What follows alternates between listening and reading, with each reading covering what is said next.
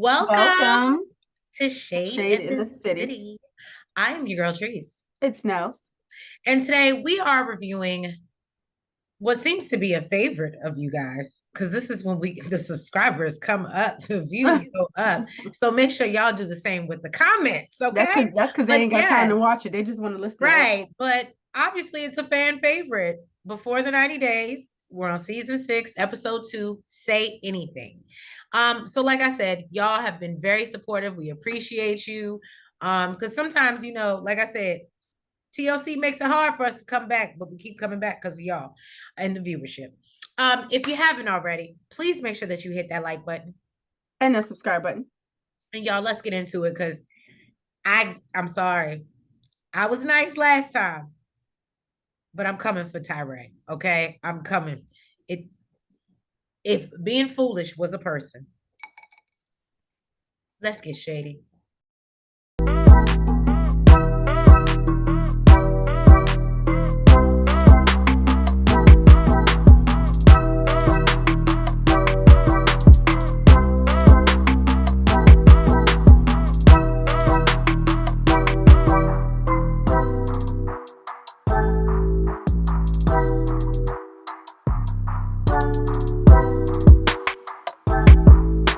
Gino, he went to visit his family at his uncle Marco's place to spend some time with them before he goes to Panama to see Jasmine. He says that, he's from a big Italian family, so they're used to, it's like a family tradition to make spaghetti from scratch. So that's what they're doing. They're all working as a family, making this spaghetti. It actually looks really good. And It didn't look that good well, to me. to me, it looked good the way they was making the noodles. I guess, yeah. The way that, well, no, not the end result. Let me correct myself. The way they Okay, were, I was gonna say because that's what got me. It did look. I was like, oh, this should be really good. They're really like Italian. yeah. Like, When I started making and the then when I noodles, I saw was it on the like, plate, I said, oh, okay. But no, no, no. When I saw it on the plate, I said, everybody's so creative. but I'm telling, it looks. Listen, I'll tell you when we off screen. um, he come in there trying to look fresh to death. His family appreciates the upgrades to his clothes. They also notice that Jasmine got a new apartment. And they know Gino is the one paying for it. And asked him what's up with the prenup. Gotta hit it with the prenup. And And tell that man that he's up. so Jasmine he's up, okay. And she ain't going for it. And he says he's pretty scared to bring it up again, but he does feel it's important to protect himself. And his family expresses, their concerns, and he agrees, but he's worried about the outcome. He ain't trying to piss that girl off. So Jasmine, she can't wait for Gino to get there because she's stressed out due to lack of sex. Don't nobody want to know about that. Don't nobody want to know about that. I was gonna say you could really skip over that part. I would be really good. We don't need. And let me just preface: we can't go into deep into what they were going into. So her friends are worried about, their relationship because they don't think Gino can keep up. Jasmine was even gifted some anal Plugs, toys, some yeah, plugs that she requested. that go in her socket. Because apparently, she said it ain't working with Gino for the front door, so maybe for the back door. So what's so crazy? So if that's the case and you wanted to do that, why would you go try to have this procedure done to get things tight? Because she's not paying for that yet, but she wants to make sure, I guess, that the tightening will actually work to, make him finish the job. But she does say that basically before, she goes anywhere, before she moves anywhere, she needs to talk to Gino about putting her in his will, just in case he is unalived before they ever get married. She want to make sure she's taken care of, especially after the BS. Just in case there's some, ethylene glycol in his, right. I was like, oh, why would you say that? But right. I don't know. It was a little scary. But basically, after all the BS with his family, because they feel like she's an opportunist because she says she's Latina, and she want to know that she's the number one priority in his life. So, Gino's uncle takes him to the airport, even though, he ain't all for this relationship. He wants to be supportive and he loves his nephew. And his uncle is telling him basically, do not let this girl push you around. You need to stand up for yourself. Right. And he says that Gino always seems to have really good intentions leaving. I'm gonna do this, I'm gonna do that. But then she comes bouncing her boobs in his face, and then his common sense turns to jelly. Well, I They mean, really what's crazy is they actually don't bounce though. They don't move. They oh, her they don't move. boobs. Yeah, they don't move at all. And basically Gino is just hoping that everything will work out because he thinks that this is their last chance to, work out their issues before their visa gets approved. Now, why the hell this man put his whole passport in his underwear? Talking about so he don't lose it. Listen, I couldn't have been the gate agent because I'd have been like, sir, No, we ain't doing that. thank You you. need to go air that thing out first or something. So Jasmine over in Panama, she says, yes, they have a lot of issues, but basically the world stops because her man is coming. So for today, the issues are put to the side. And she sees him and she's actually impressed with his newfound style. I guess it is an upgrade from what he was, because I ain't still seeing What it. was it? What did they talk about? The Jesus sandals?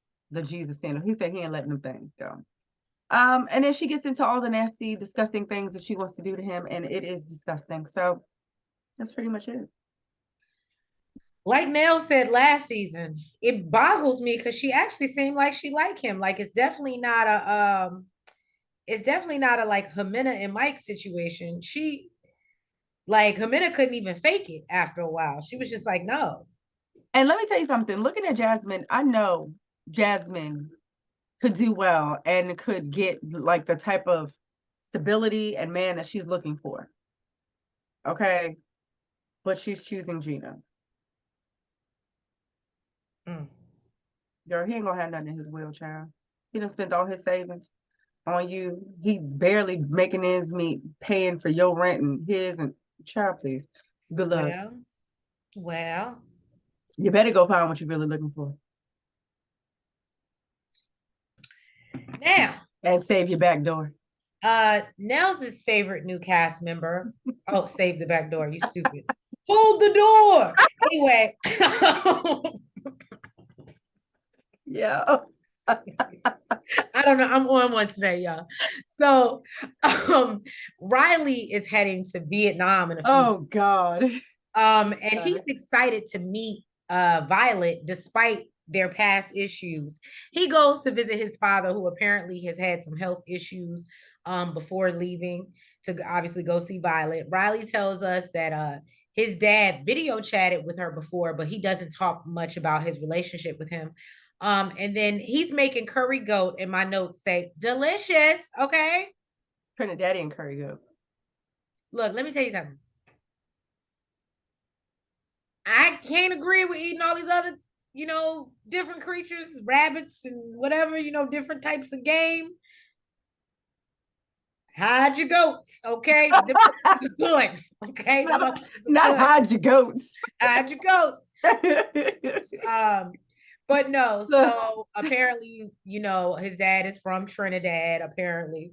And so it gives me the vibe that, obviously he's Trinidadian as well. So then and that food was good. Yeah. So then he also expresses his concerns about, why Riley couldn't find a woman here in America, which we often see on the show. We know why. Right. He brings up texts that he's received from Violet that Riley wasn't really aware of, and says that he has over 150 of several different texts on different days from her, and he doesn't trust her. What's weird is that she sent over 150 texts, but this man ain't never responded. And then what's so crazy, Riley reads the message, and basically Violet is saying he doesn't know how to love anyone, and that's why he's going to end up alone. You'll never have me as your daughter-in-law. I did see that on there. You read through the messages? Yeah, I did. I did read the messages. I stopped it and was like, what does it say? His father said he didn't want to get in the middle of anything. But Riley feels like she's trying to take advantage of his father to get to him. His dad tells him he thinks it's a waste of his time going there. I'm just saying. And Riley is obviously He's upset thirsty. learning all this and feels like Violet is hiding so much more. So why are we going? Why are we spending our good hard-earned Because he needs some water. He thirsty. Violet seemed to me, the vibe she gives off from how she's kind of a butthole, she gives me the type of woman that she's not really giving it up unless she has to anyway. Like a Jimena. After that, they're gonna be sleeping in separate bedrooms. She's gonna get mad. About his burping and farting and all types of stuff. Right. So then Riley contacts a private investigator out in Vietnam because he wants him to go investigate Violet. But you want to marry this woman, you're spending your money to go see her. Make it make sense, Riley. Make it make sense. So he suspects she may still be married, and if she's still on the dating app and using a different name. So he said he really wants to know what's going on, but knows that if she basically, if she finds out what he's doing, she'll probably leave him, and he can't have that. He doesn't know if he can take that. My brother. I don't know what's wrong with Riley. I don't know. You look, I don't know. I don't know. So basically he's scared to hire the PI because he's scared that she gonna leave his ass. All right. They show production breaking the news to Tyray. Once again, we saw a little bit of it, but they get more in depth that Carmella is really a man named Christian.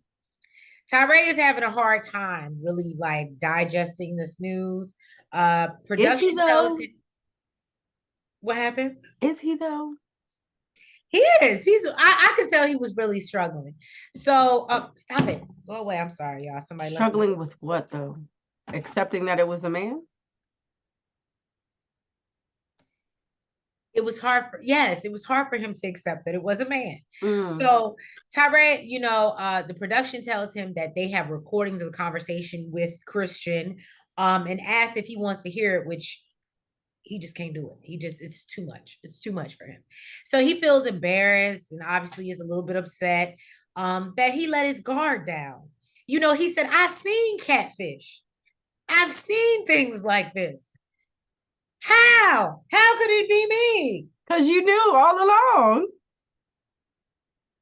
Well, I will say, word on the YouTube streets is that he knew all along. But anyway, and he feels like whomever this person was that he had these deep conversations with, they're connected.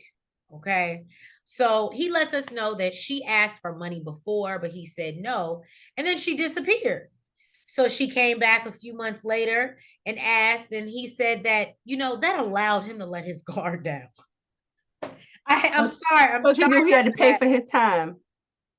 And so he started sending her $50 to $100 a month, which we all know in comparison to a Jasmine or anyone else that we have seen on these shows, that's nothing.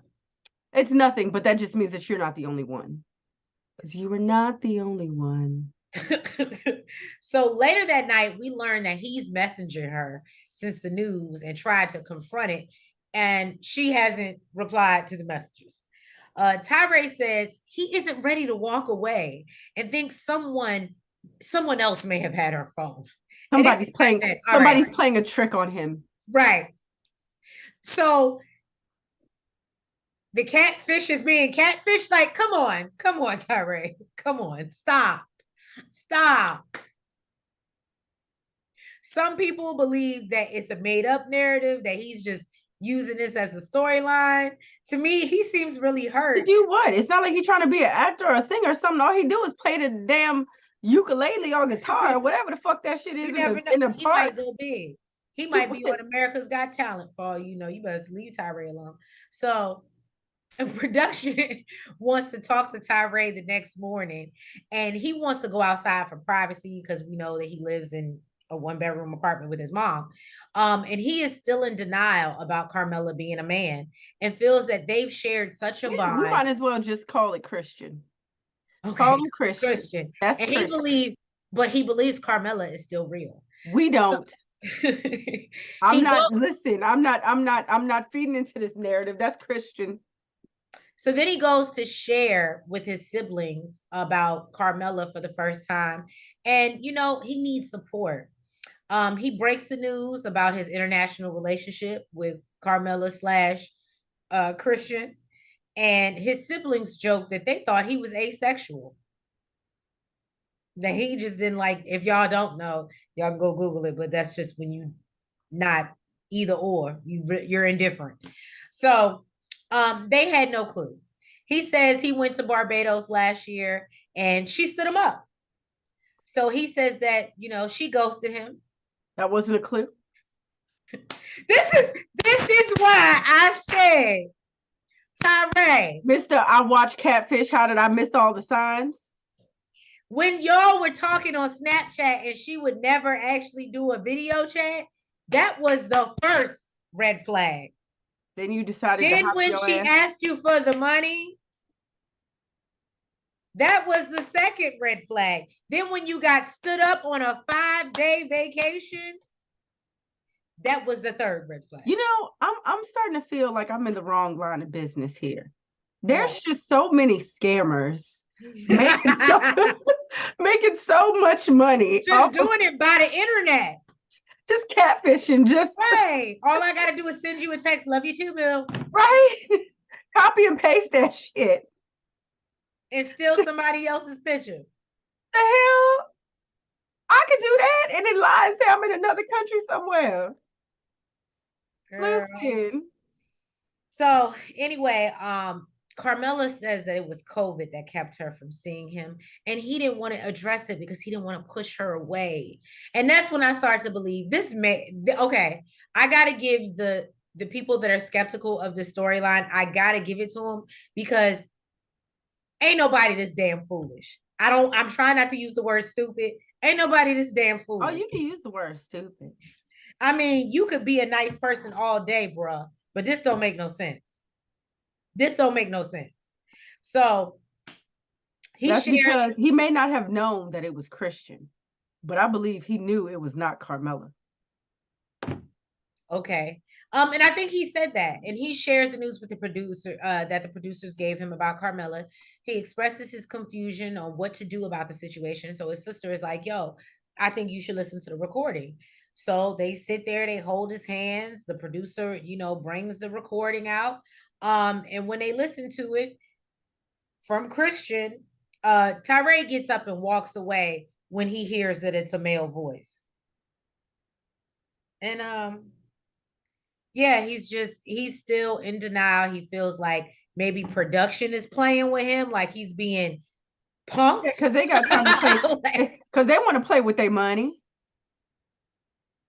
Right. It's not like it ain't like $50 to $100 a month or something. You know what I mean? This is, real money. They want to play with their money. Right. We want to come out here and film you and not have nothing to film.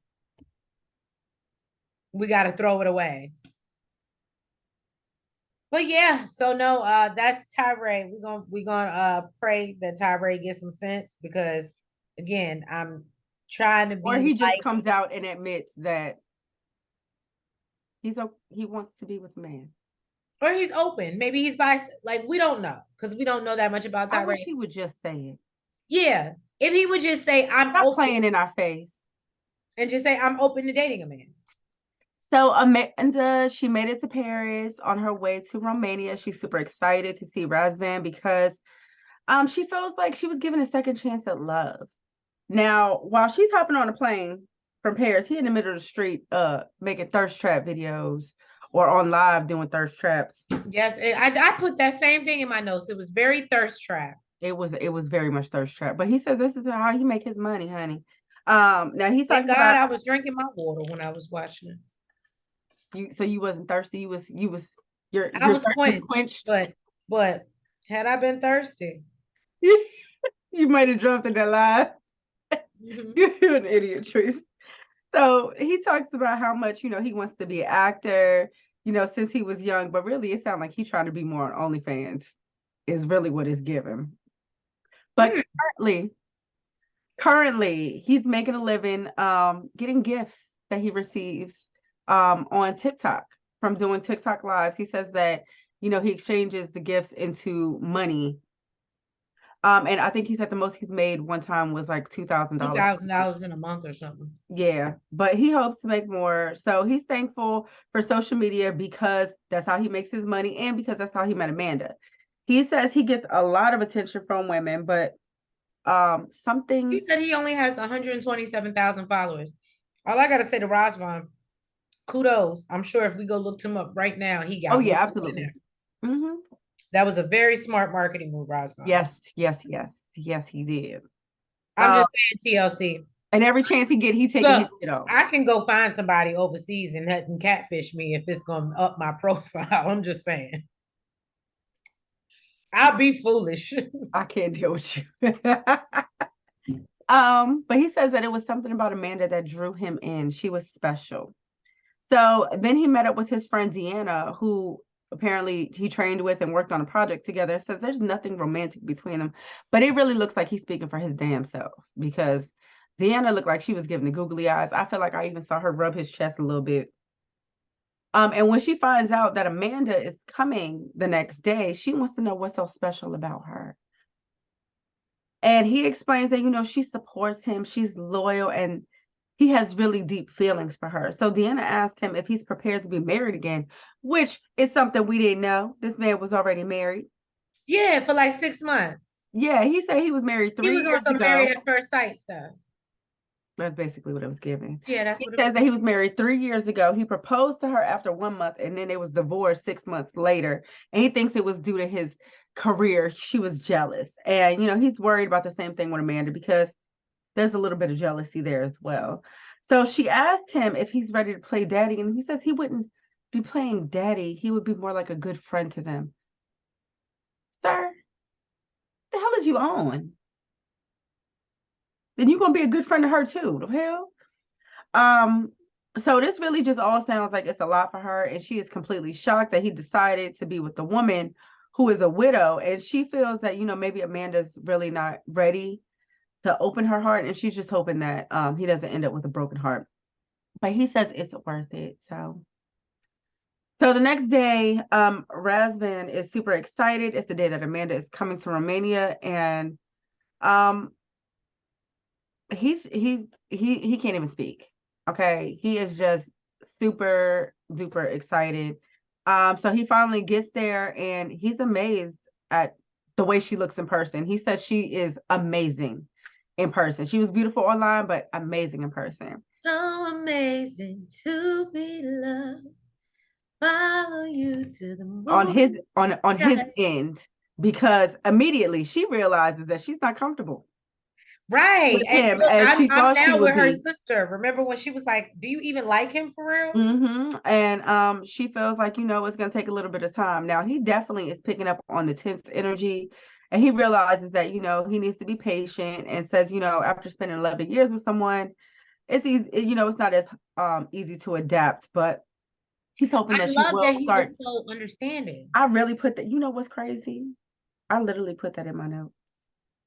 I Bring said that I love that he's being so understanding. Right, right, and being so patient with her. I think Yes. I'm actually, I'm not gonna lie. I thought he was gonna come on here and be a F boy, and we don't know yet. Mm-hmm. But And the as fact she for didn't right, even have to say anything, and he's like, well, right, you know, and they're really, you know, mentally just thinking the same thing. I thought it was pretty right. cool. So she gets a call from her kids, and her son immediately wants to know where the hell she's sleeping. He's like, where the bedroom at? I want to know That's where you that boy sleeping. life for you. Right? She reiterates, I will be sleeping on the couch, and he will be sleeping in his bed. But she, after the phone call with her kids, she is feeling homesick. She goes to hop in the shower. Then 30 minutes later, she wants to start with him about not having space in the bathroom for her. And once again, he's being patient, realizing, you know, she needs a little bit of time. And he just, you know, reasons with her and says, you know, I'm gonna make space for you, boo. Just chill out, just relax.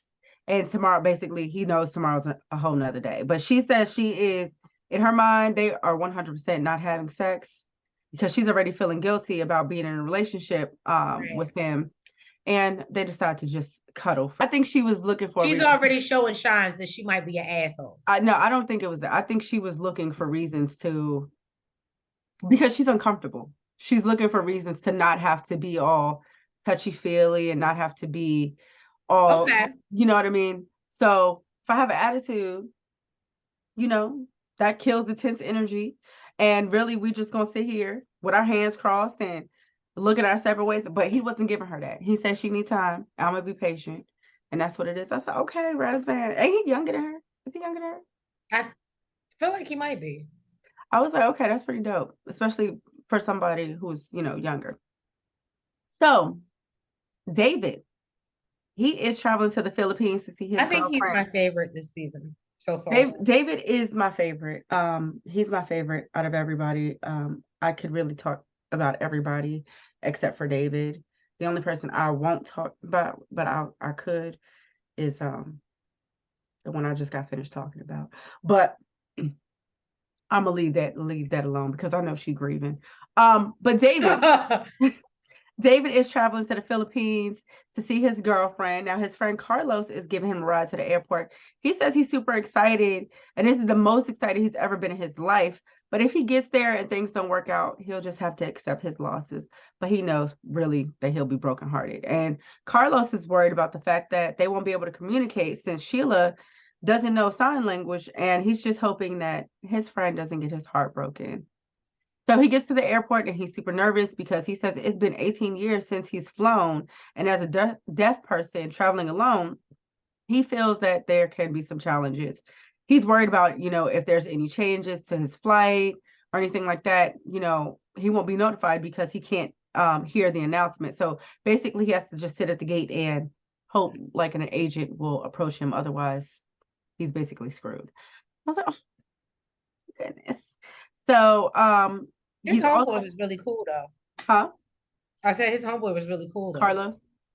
Yeah. He's also worried about traveling internationally because he says sign is different all over the world, and says in the Philippines they don't have ASL or English. And, that makes him super nervous. But all in all, he's still hoping to come back home engaged. Right. Over in the Philippines, Sheila, who is 31, she's playing with her son, John Real. Yep. John Real. That's what I got. Because literally, Siri spelled it John Real. Mm-hmm. Okay. And she says that she met his father when she was like 16 or 17 and broke up with him when she got pregnant because he was too young and wasn't able to support their son. What? Are we saying too young, like as in younger than you, or the same age as you? Because you had to support your son. I'm confused. I ain't want to ask about that. I knew she felt like she needed some money, and that's why she stopped messing with him. That's what I took it as. I ain't want to get into the age. So you think she was out here like been doing this? You what? You think she was out here been doing this? She ain't new to this. She true to this. She been getting money from people. And she had to let the boyfriend go so she could actually get money from dudes. I'll say this. She made it her job. That's what you're saying. No, I don't want to say that because I think she would be living in better conditions if that were the case. Well, she got a few. It ain't just her and her son. She got to support. Apparently, she lives with the son and the mom and dad. They all live together, and she says that it's very small, it's damaged. She said they had a fire and a typhoon, and now the roof is gone. David, basically, she says that David is coming later that day, and they FaceTime every day, although it's hard to understand each other because she doesn't know sign language. But she fell in love with his heart, and I can see that. Mm-hmm. She said some people are concerned because David is deaf, but she ignores them because she doesn't care. Especially since she's also hearing impaired. Apparently, when she was a kid, she broke her eardrum with a broomstick that she stuck in her ear, and right now she can hear perfectly fine with a hearing aid, but she doesn't expect to be able to hear at all in the future. So it sounds like actually she needs to learn sign language then. Right. So her parents are hoping that when David gets there, they'll give money to repair the house. And Sheila says, yeah, if he got it, but she's not going to push him. And she's grateful for the help that he's already given her, and says, after the pandemic, it was hard to find work, and she really does appreciate, what he's done for her and her family. So she went shopping with her friends to go find some sexy clothes to, meet her man at the airport with. She says that she's already seen her man naked on FaceTime. Yeah, she said she done seen that eggplant. Yeah, she did. And she says it's a great match because they both always horny. Apparently, they both have a little problem with jealousy, but in order to calm each other down, apparently they swapping phones so they can go through each other's phones and make sure they ain't got nobody else. Now she knows that a lot of this is due to her past trauma with her ex because, he cheated on her, and she says that's where her jealousy stemmed from. But basically, that's who she is right now, and she can't help it. And David feeds right into it. So, I am. huh? I am who I am. Exactly. And she says basically because of jealousy, they do have a few arguments. And it sucks because she wants to scream and shout and she can't because he's deaf and she don't know sign language. So it's very frustrating to have an argument, and she's really just worried about their communication as a whole. So Yeah, no, I definitely think if this relationship doesn't work out, the downfall will be her. I thought you was gonna say communication. Oh no, her. Oh, okay. All right. I mean, maybe I'm wrong. David doesn't come off problematic to me. He's just out here one fight. Maybe we'll find something else about him. Maybe he'll Well, be she said he jealous too. look, maybe we'll find out he's cussing us out in American Sign Language and we don't know. But right now he comes off very calm, non-problematic. And until I see him throwing up some gang signs, I'm gonna believe that he's, You wouldn't know if he was throwing up gang signs. You don't speak sign. Shade Squad. Thank you for tuning in to another review of Before the 90 Days. If you have not already, please make sure. Can you stop laughing?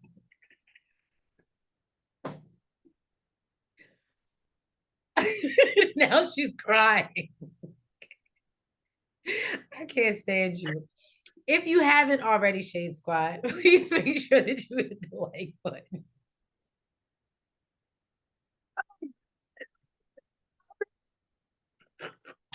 We gotta do that over.